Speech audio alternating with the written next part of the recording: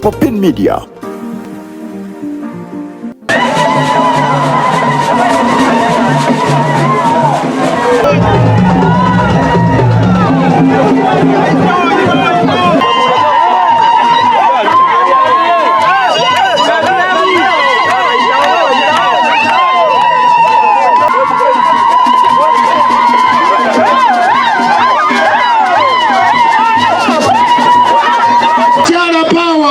Abami power, abavubuka power, abaana power, Uganda power. Banaba ubwoko mbalamusizaako etuntu lya leero. Bannange mwebale kunjagala. Munzikirize nnangirire nti kino kye kibuga ekikyagenze mu byafaayo nga kinjagala nnyo.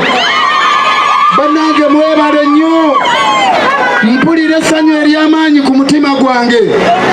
Mbadde simanyi nti waliyo abantu abanjagala bwe bati, kubanga musinze ne baganda bange okunjagala, musinze n'abaana bammange okunjagala. Nange njagala obbasuubiza we muligwa we ndigwa. Njagala okwogera ku nsonga emu. Tubadde n'ebizibu bingi mu bbaale, tukyalina ebbula ly'emirimu.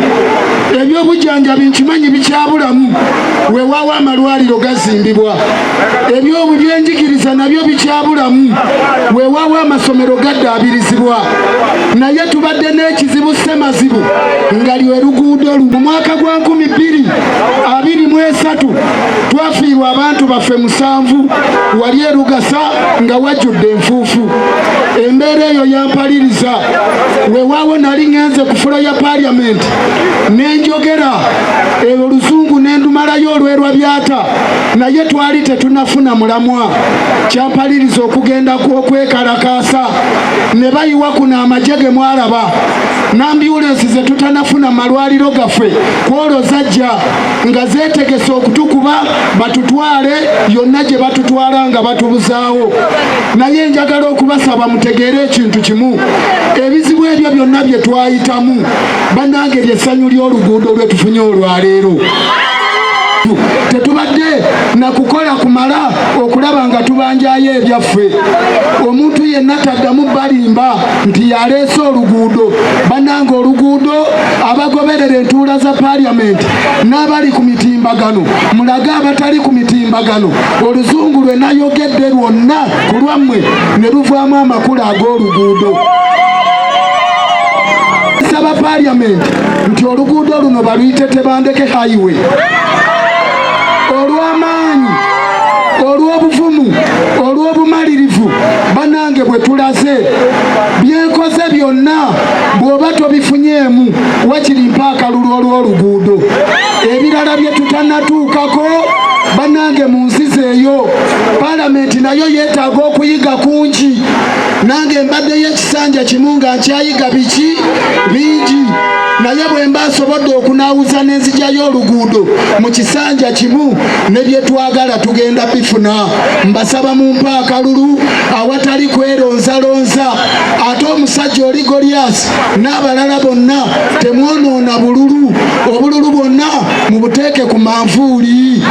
Wano neetaagawo obululu bwawo, wano twagalawo obululu 6.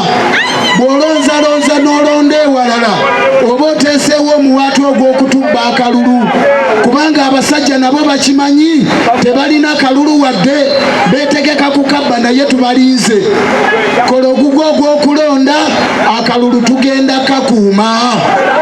Nze muvubuka munnammwe agenda okubayamba okubajja mu nvubo y'obwavu gye tulimu. Nkimanyi bulungi nti ekisanja kyange ekiddako amaanyi gonna ngenda gateeka mu kulaba nga twongera amaanyi mu bavubuka baffe okufuna emirimu. Era basebo ne banyabo njagala mu kisanja kyange ekyokubiri nga buli gombolola yonna erimu sitowa egula ebirime. Njagala nga buli muvubuka olina kyokola.